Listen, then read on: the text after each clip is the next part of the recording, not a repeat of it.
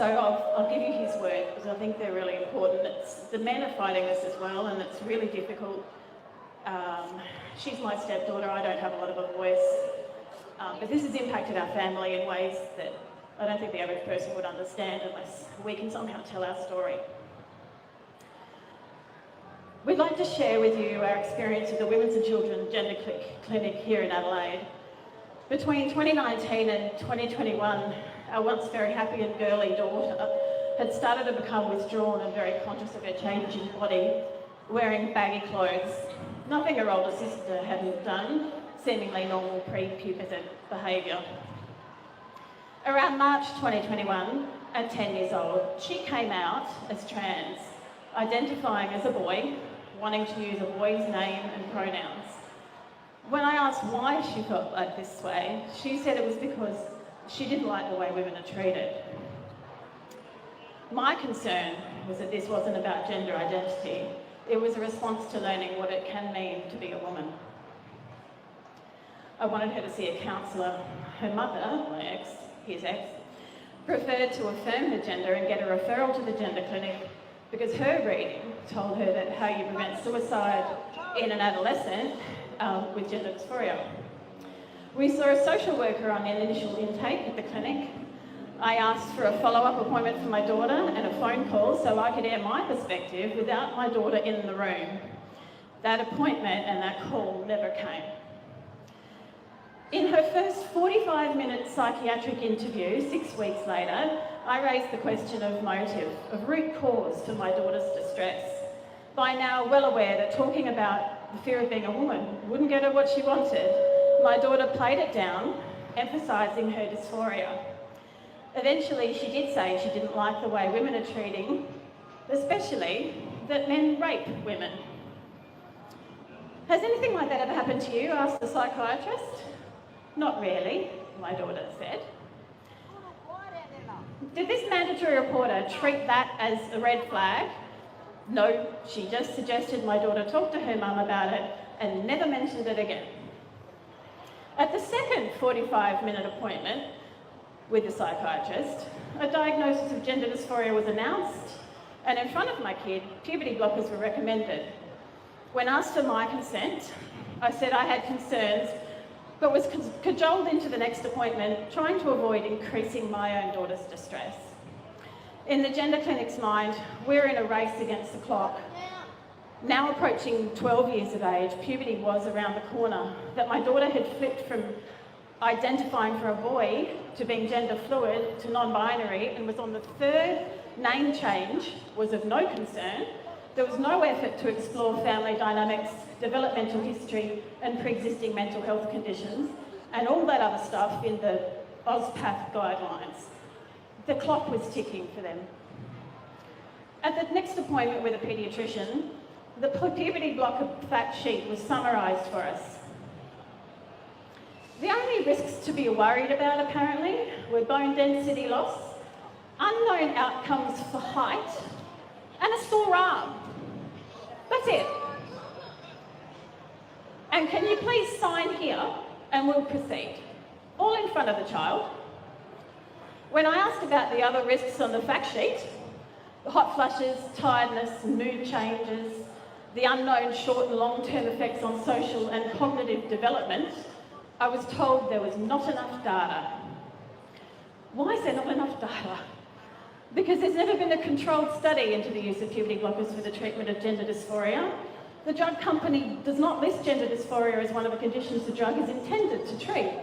Its use for this purpose is off-label and therefore experimental.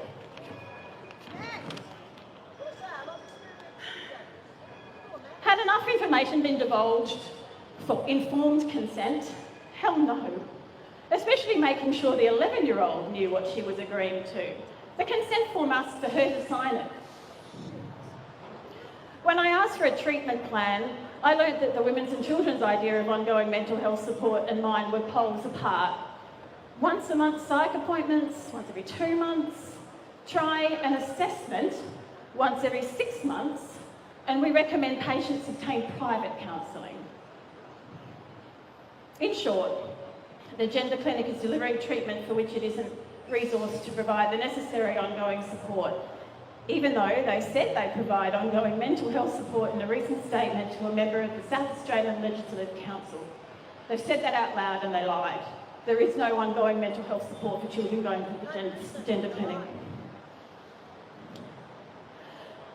My husband was excluded from the next psychiatric appointment, whether by his daughter's mother or by the clinic or both, we'll never know. By now, he'd submitted in writing that he didn't consent to the treatment. From my understanding of the OzPAC guidelines and any information I could track down on the internet, I thought this would mean court authorisation would be needed for them to proceed. But no. The issue was escalated to the Women's and Children's Ethics Committee, who authorised treatment to proceed without my consent. That's right, to stop my daughter receiving experimental treatment, I would have to take it to a federal court. I sought legal advice, and that advice said I'd be wasting my time and tens of thousands of dollars to do so. The family court could be expected to request a second opinion, and that second opinion would come from the Royal Children's Hospital in Melbourne, our foremost proponents in gender-affirming care. In the end, it was my husband who had to sit down with his 11-year-old daughter and ensure she understood the risks. He read her the fact sheet line by line, took her through the drug company literature, explained what osteoporosis means, explained what it means to not able to experience an orgasm. At 11, I told her again that there's a broad spectrum of femininity, that female puberty is daunting but transformative, and that I would fully support her in that journey of self-discovery, but please don't let them use drugs to interfere with that process. In the end, the day before the first injection, my daughter decided not to proceed.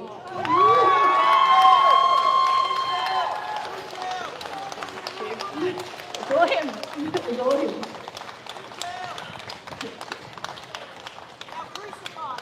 Within days, her sleep and anxiety levels improved. The cutting and the talk of suicide stopped.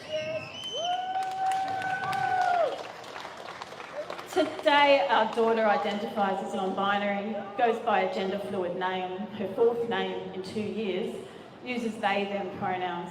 They continue to develop in their own unique way, and I'll always love them for whoever they are.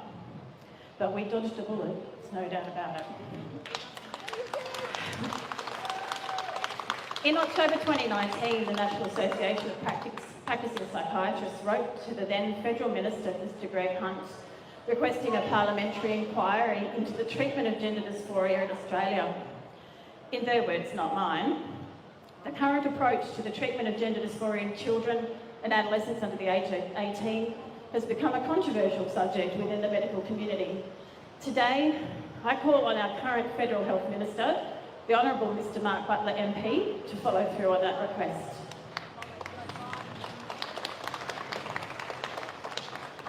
Our gender clinics have allowed ideology to overtake their duty of care and the guiding principle to first do no harm, and our children deserve better.